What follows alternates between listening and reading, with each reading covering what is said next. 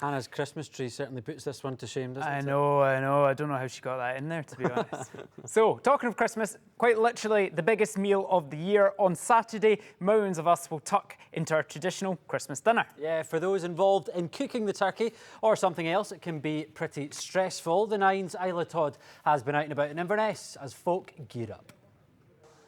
Christmas dinner with roasties and stuffing and pudding. There's no question cooking for the family is stressful, but at Christmas the pressure is on for that perfect festive spread. But what's on the menu this weekend?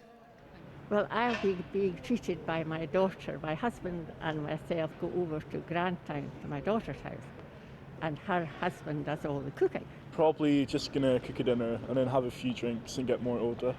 My daughter is doing the cooking because I do sufficient cooking normally. I'm not the main cook, my wife is the main cook. And after a couple of drinks, she sort of de-stresses, shall we say. And what mistakes have we learnt from in the past? One time, I think it was only the second year we had turkey, we got a really bad one, and we never had turkey on Christmas again after that. We were going to a church service, so I put the turkey in the oven and went off. And when I came back, there was no smell of turkey cooking. The gas wasn't lit. Chinese takeaway mostly, because I do want to cook, but we are having our in-laws coming too, so cooking for 6 people plus having 2 kids around is really stressful time, plus they have different requirements for meals, like one don't eat meat, one don't eat fish, and then my husband don't eat seafood, they don't eat chicken. So it is really difficult to plan, cook one thing for everyone. With just a few days to go, everyone is rushing around the shops for those last-minute trimmings and bits and bobs for the Christmas table. And it is one of the most stressful days of the year in terms of cooking for the family. So what can we do to keep it a bit fun and a bit festive and the stress-free? I think they should be stress-free anyway. Christmas is a fun time. And even if the turkey's not cooked or that, just laugh and have another glass of wine.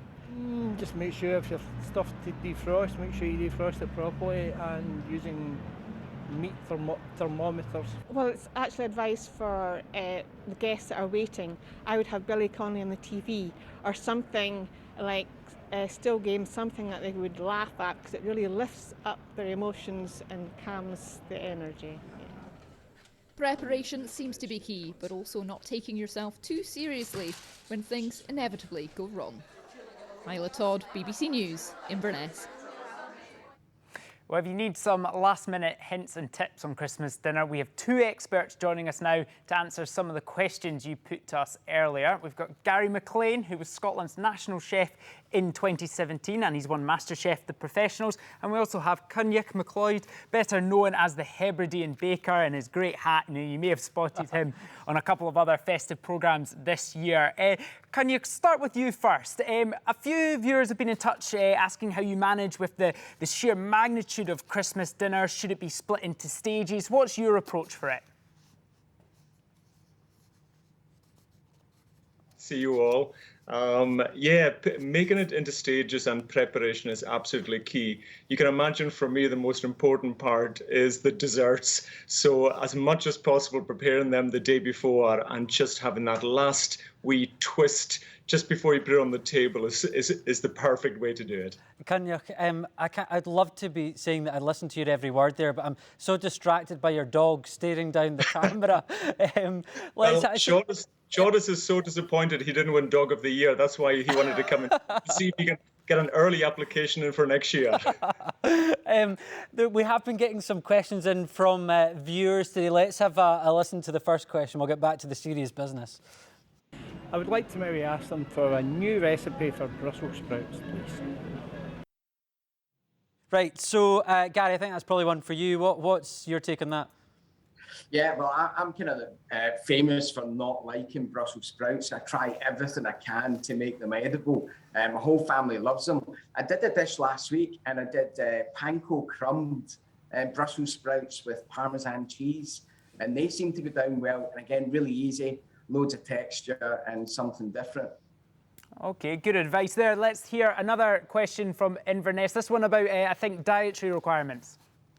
I would like some inspiration or idea on cooking vegetarian Christmas meal, please.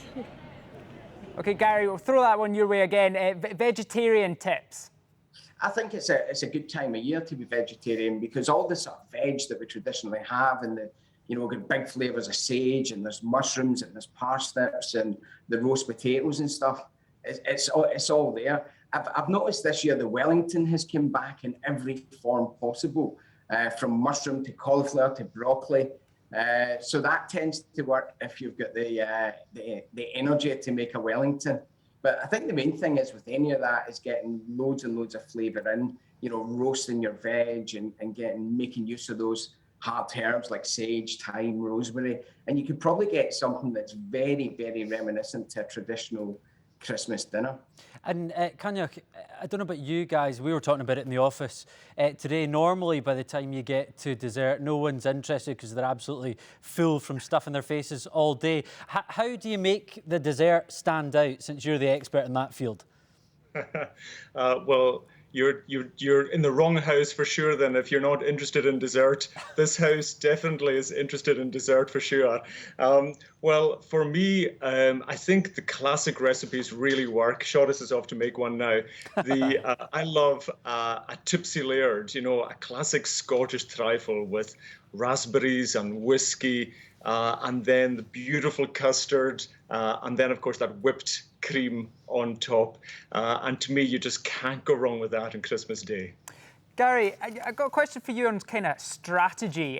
How do you approach Christmas dinner? In my household, there's quite often a timeline written out to make sure everything goes at the right time. Is that a good approach? You got any tips for that, making sure it all comes out at the right time? Yeah, you've got to get thought process in. But I think the key day for your Christmas meal is Christmas Eve. So try and get as much as possible done the day before. Even cooking the turkey. I'll cook the turkey tomorrow, I'll get it cut, I'll make the gravy. And basically what I do is I serve everything in a kind of buffet style. And it just takes the pressure away. I think the biggest thing you can do is not plate the food. So let your guests and your family pick their own food. And what you'll find as well is that, especially young kids, they won't take too much and they won't feel obliged to finish their plate. So getting that kind of family service on the table takes a lot of stress out.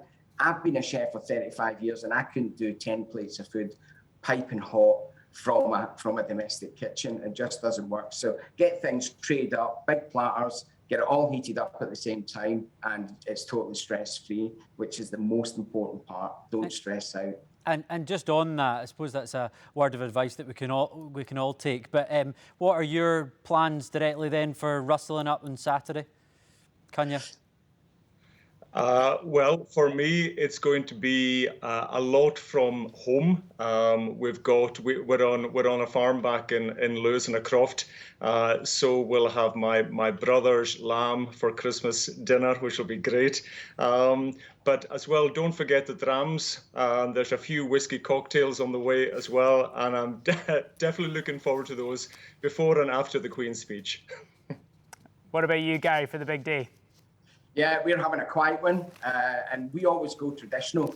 The only thing that really changes is the starter and dessert. And I tend to make a few different desserts based on people's favourites or who's coming. But this year it's really quiet, so we're all self-isolating at the minute. So it's the first time in years where we've just had to look after ourselves. So we're really looking forward to it. OK, Gary McLean, thanks very much for your time, and also to Cynioch MacLeod there as well. And also, I think it was Shortis the dog. We're full of dogs tonight here on the Nine, so thanks very much for your time.